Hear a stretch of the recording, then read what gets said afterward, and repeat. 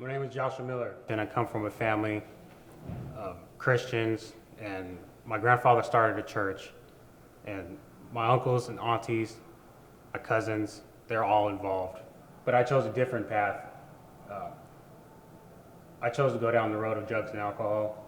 It was soon after graduation that I got into drinking, and drinking slowly progressed into heroin, meth, and all the different things that we label drug addicts as, and it's rightfully so.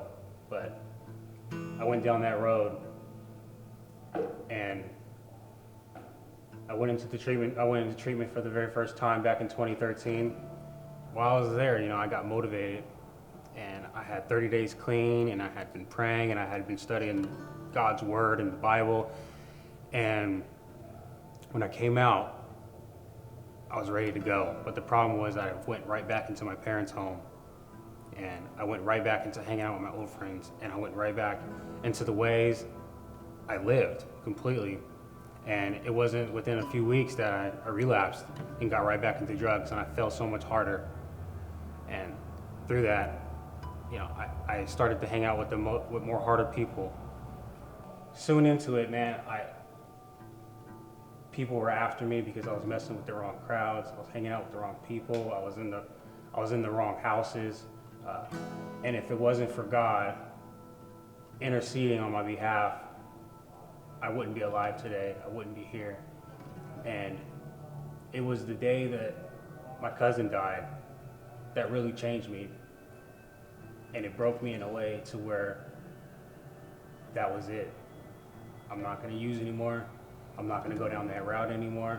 So I gave it to God that day. And I got into treatment for the second time. And I was there, and within 3 weeks, I was being involved with the process of the treatment center, and I was praying, and I was studying the Bible, and I was just grateful. And I heard about the Kids at Rescue Mission, and that's when I called them, and Mike O'Shaughnessy came out, and he interviewed me while I was in treatment, and he told me that if it's God's will, that there will be a bed for me, and there will be a place.